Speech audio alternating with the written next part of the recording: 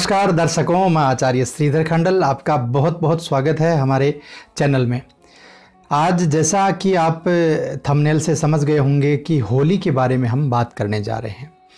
होली का दहन कैसे करना चाहिए, होली का जो त्यौहार है उसका क्या महत्व है हमारे जीवन में, होलिका दहन के क्या क्या नियम हैं, होलिका दहन के समय किन किन चीज़ों की आहुति देनी चाहिए, होलिका दहन में किन किन बातों का ध्यान रखना चाहिए और होलिका दहन के समय क्या क्या हमें ऐसी चीज़ें करनी चाहिए जिससे हमारे घर की नेगेटिव एनर्जी दूर हो जाए, और होलिका दहन का इस बार का मुहूर्त क्या रहेगा, सभी बातों पर चर्चा करेंगे। जैसा कि आपको सबको पता है, रंगों का त्यौहार है होली और पूरे विश्व में किसी न किसी रूप में यह मनाई जाती है। होलिका का जो दहन का जो प्रारंभ हुआ था वो भारत से ही हुआ था, और बहुत सारे देश ऐसे हैं जिनमें होली का दहन किया जाता है, होली मनाई जाती है। चाहे वो रंग खेल करके मनाएं, चाहे वो किसी और परंपरा से मनाएं, लेकिन मनाई जाती है। होलिका दहन में हमें किन किन नियमों का पालन करना चाहिए, तो इस बार 2019 में फाल्गुन पूर्णिमा जो है यानी 20 मार्च को प्रदोष काल के समय होलिका दहन होगा। 20 मार्च को भद्रा की यदि बात करें तो भद्रा पुंछ जो रहेगी वो शाम को 5:35 से 6:35 रहेगी, और भद्रा का मुख जो रहेगा वो शाम को 6:35 से 8:17 तक रहेगा। तो ऐसे में होलिका दहन का जो शुभ मुहूर्त रहेगा वो 8:59 यानी 9 बजे के बाद ही रखना चाहिए।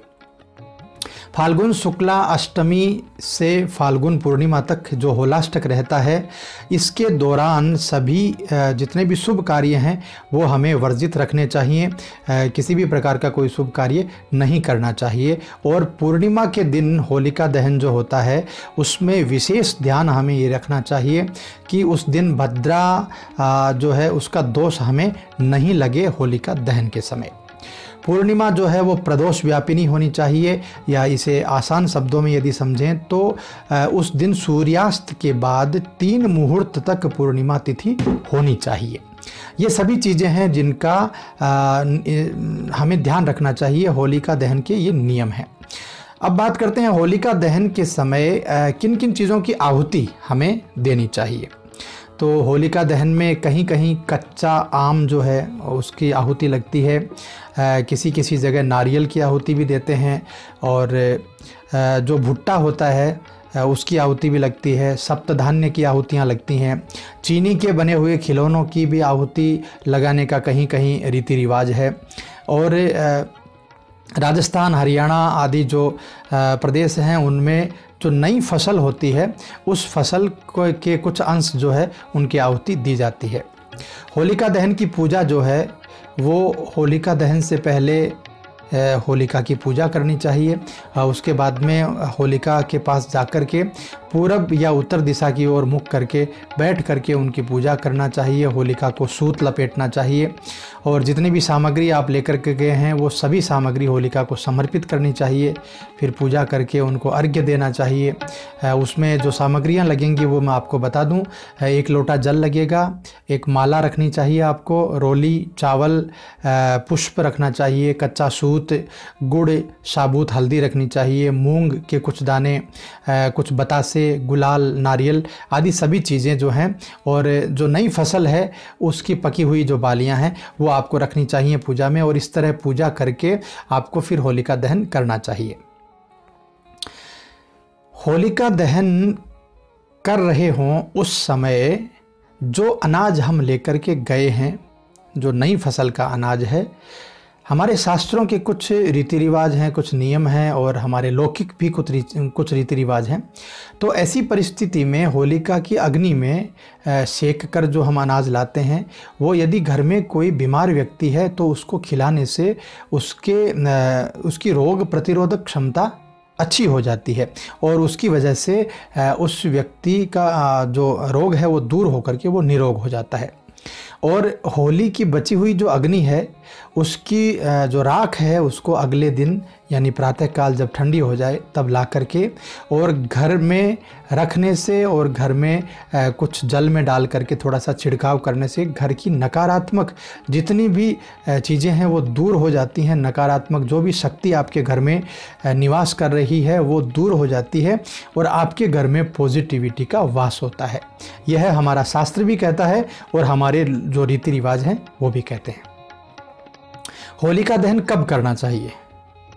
होलिका दहन होलिका पूजन के बाद करना चाहिए और होलिका दहन जो है वो हमेशा भद्रा के बाद ही करना चाहिए, यानी जब भद्रा की समाप्ति हो जाए उसके बाद करना चाहिए। होलिका दहन भद्रा में बिल्कुल भी नहीं करना चाहिए। चतुर्दशी तिथि या प्रतिपदा तिथि में भी होलिका दहन नहीं किया जाता है, यह हमारे शास्त्र का नियम है। सूर्यास्त से पहले भी कभी होलिका दहन नहीं करना चाहिए। ये होलिका दहन के बारे में कुछ नियम जो हैं वह मैंने आपको बताए। अब आइए देखते हैं 2019 में होलिका दहन की अवधि क्या रहेगी और कितने बजे से कितने बजे तक हम होलिका दहन कर सकते हैं। होलिका दहन का जो मुहूर्त है वो लगभग 6:36 से 9 बजे तक रहेगा। इसकी अवधि रहेगी 2 घंटा और 23 मिनट। इसमें भद्रा का जो पुंछ रहेगा वो दोपहर लगभग 2:53 से 3:54 तक रहेगा और भद्रा का मुख रहेगा 3:54 से 5:37। तो यह जो समय है इस समय को हमें नहीं लेना है। और पूर्णिमा तिथि का प्रारंभ जो होगा वो होगा 8:14 से 20 मार्च को और पूर्णिमा तिथि की समाप्ति जो हो रही है वो 21 मार्च को प्रातःकाल 4:42 पर हो रही है। तो जो सबसे अच्छा मुहूर्त रहेगा, सर्वश्रेष्ठ मुहूर्त रहेगा वो लगभग 6:36 से लेकर के और 9 बजे तक रहने वाला है। इसी समय में हमें होलिका दहन करना चाहिए। और जो धुलंडी रहेगी वो 21 मार्च को रहेगी। उसमें सभी बड़े प्रेम से और भाव से रंगों का त्यौहार मनाएंगे। तो यह कुछ जानकारी थी। इसमें इम्पोर्टेंट बात जो है वो यह है कि जब होलिका दहन आप करते हैं तो वहाँ की कुछ जो राख है उसको ज़रूर अपने घर में लेकर के आएँ। और जब भी आपको ऐसा लगे कि हमारे घर में कोई नेगेटिव एनर्जी है तो उस राख को थोड़े से पानी में डाल करके आप अपने घर के दरवाजे के ऊपर कार लगा दें और घर में भी थोड़ा सा उसका छिड़काव करें। उससे जितनी भी नेगेटिव एनर्जी हैं, जितनी नेगेटिव चीज़ें हैं घर में, वह सभी दूर हो जाती हैं। तो मित्रों, यह था होली के बारे में वीडियो। यह आपको कैसा लगा ज़रूर बताइएगा कमेंट करके, और यदि आपको अच्छा लगा हो तो लाइक और शेयर ज़रूर कर दीजिएगा।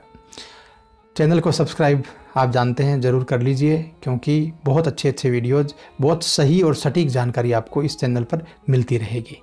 तो मुझे आप इजाज़त दीजिए। मैं आपसे फिर मिलूँगा नई वीडियो में, नई जानकारी, नए टॉपिक के साथ। तब तक के लिए नमस्कार।